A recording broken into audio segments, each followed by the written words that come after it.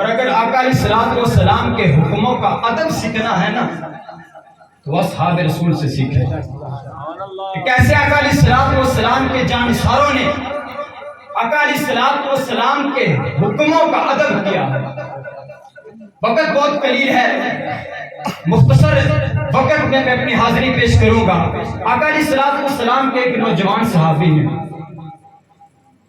اب شادی کا پہلا دن ہے، ٹائم ٹیبل ہی ایسا بنایا، ایسے وقت معین کیا کہ دو نمازوں کے درمیان جو وقفہ ہے اس میں بارات لے کر گئے اور دلہن کو گھر چھوڑ کر عشاء کی نماز بھی آقا علیہ الصلوۃ والسلام کے پیچھے پڑھی۔ اب آقا علیہ الصلوۃ والسلام کا یہ معمول تھا کہ جب نماز پڑھا لیتے نا تو رخ کر لیتے تھے اصحاب رسول کی طرف، کوئی محبت بھری گفتگو فرماتے، کسی نے کوئی مسئلہ پوچھنا ہوتا تو اس کی وضاحت فرماتے تھے۔ اب وہ نوجوان صحابی آقا علیہ الصلوۃ والسلام کی اس محفل میں بیٹھا ہے، وقت گزرتا گیا، آدھی رات سے وقت اوپر گزر گیا، اس نوجوان کو ہوش ہی نہیں کہ آج اس کی شادی کا پہلا دن ہے، وہ آقا علیہ الصلوۃ والسلام کے جلووں میں گم ہے۔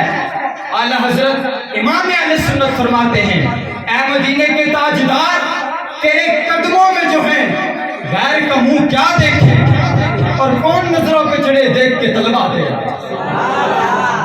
اب یہ ادب سکھایا اعلیٰ حضرت نے، ایسا نہیں کیا ایک طرف پوری دنیا کے حسینوں کے چہرے لائے اور دوسری طرف امام الانبیاء کا چہرہ لائے اور چہروں کو چہرے کے ساتھ ملائے، نہیں، ادب سکھایا اعلیٰ حضرت نے، ایک طرف پوری دنیا کے حسینوں کے چہرے لائے ہیں اور دوسری طرف امام الانبیاء کے پاؤں کا طلبہ لایا ہے، اور فرماتے ہیں اے مدینے کے تاجدار، جو تیرے طلبے کا حسن دیکھ لے وہ پھر حسینوں کے چہرے بھول جایا کرتے ہیں۔ اے مدینے کے تاجدار، تیرے قدموں میں جو ہے غیر کا منہ کیا دیکھیں اور کون نظروں پہ چڑھے دیکھ کے طلبہ دے، اور جو طلبے کا حسن دیکھ لے وہ حسینوں کے منہ بھول جایا کرتے ہیں۔ جس نوجوان کی شادی کا پہلا دن ہے یہ تو حضور کا چہرہ دیکھنا ہے، اس کو کیا یاد رہنی تھی، وہ آقا علیہ الصلوۃ والسلام کے جلووں میں گم ہے، آدھی رات سے وقت اوپر گزر گیا۔ آقا علیہ الصلوۃ والسلام نے دعا فرمائی، وہ نوجوان اٹھا، درود پڑھتا ہوا گھر کی طرف روانہ ہوا۔ اب مدینے سے باہر گھر تھا، وقت اور گزر گیا، اب گھر پہنچے نا، دستک دی، ابھی گھر میں داخل ہوئے تھے کہ مدینے کی آبادی سے حضرت بلال نے پھر صدا دی، اے مدینے والوں، تمہیں محمد عربی بلا رہے ہیں۔ کیوں؟ کیونکہ جہاد کا حکم آ گیا ہے۔ اب اس نوجوان نے یہ نہیں دیکھا کہ جہاد شروع ہے، شادی کا پہلا دن ہے، نہیں، آقا علیہ الصلوۃ والسلام کے حکموں کا ادب یہ ہے۔ اس نوجوان نے تلوار اٹھائی اور سیدھا مدینہ میں آقا علیہ الصلوۃ والسلام کے قدموں میں حاضر ہو گئے اور پھر واپس گھر نہیں آئے، صبح سیدھا جہاد میں۔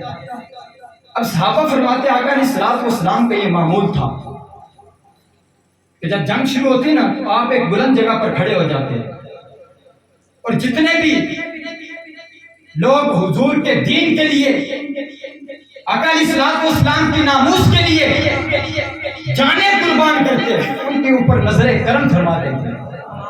لیکن صحابہ فرماتے ہیں آج منظر بدلا ہوا ہے، حضور بلند مقام پر تو کھڑے ہیں لیکن نظر صرف اس نوجوان کی طرف ہے، نظر ہٹ نہیں رہی، اس نوجوان کی طرف دیکھ رہے ہیں۔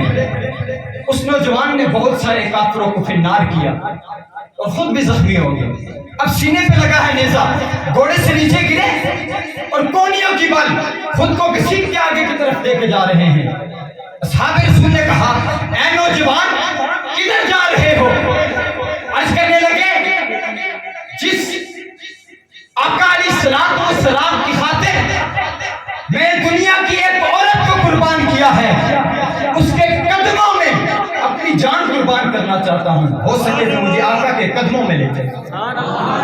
اب صحابہ اٹھانے لگے نا تو آقا علیہ الصلوۃ والسلام نے دور سے اشارہ فرمایا اس کو وہی چھوڑ دو۔ اصحاب رسول اللہ کہنے لگے یا رسول اللہ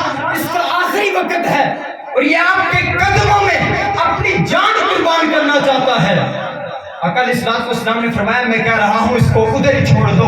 میں اپنی امت کے نوجوانوں کو یہ پیغام دینا چاہتا ہوں جو میری عزت میری ناموس کے لیے جوانیاں قربان کرتے ہیں وہ پھر میری طرف دوڑ کے نہیں بلکہ میں ان کی طرف دوڑ کے جاتا ہوں.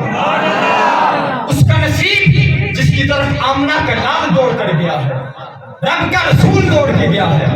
آقا علیہ الصلوۃ والسلام دوڑ کر گئے نا, اس کا سر اپنے گود میں رکھا. اس نوجوان نے آقا علیہ الصلوۃ والسلام کی طرف دیکھا, گویا آنکھوں آنکھوں میں اشارے ہو گئے, ہم ان کے وہ ہمارے. ایک نظر اس نے آقا علیہ الصلوۃ والسلام کی طرف دیکھا اور اوپر باز کر دیا. اب صحابہ فرماتے ہیں کہ ہم نے آقا علیہ الصلوۃ والسلام کے چہرے مبارک پر پہلی دفعہ یہ دو رنگ دیکھے کہ آنکھیں رو رہی ہیں اور ہونٹ مبارک مسکرا رہے ہیں. ہم نے عرض کی اے مدینے کے تاجدار, آنکھیں رو رہی ہیں اور ہونٹ مبارک مسکرا رہے ہیں, اس کی وجہ کیا ہے؟ تو آقا علیہ الصلوۃ والسلام نے ارشاد فرمایا رونا اس وجہ سے آ گیا کہ بہت پیارا نوجوان تھا, بہت جلدی بچھڑ گیا ہے, اور مسکرا رہا اس وجہ سے ہوں کہ اس میرے نوجوان صحابی نے گھاٹے کا سودا نہیں کیا, اس نے دنیا کی ایک عورت قربان کی ہے. میری آنکھیں دیکھ رہی ہیں کہ 70 حوریں جنت سے اس کی روح کا استقبال کرنے کے لیے دنیا میں آئی ہیں. اور کرکٹ میچ کے لیے جمعے چھوڑنے والے نوجوانوں جو حضور کی عزت پر پہرا دیتا ہے پھر رب سے یہ مقام عطا فرماتا ہے. ہم نے آقا علیہ الصلوۃ والسلام کے حکموں کا ادب کیا ہوتا تو اس مائے مقدس میں قرآن کی بے حرمتی کرنے والے وہ لاہور کے کمینے آج واسطے جہنم ہوتے. ہم نے آقا کے حکموں کا ادب کیا ہوتا تو وہ فیصل آباد کی گستاخہ آج واسطے جہنم ہوتی.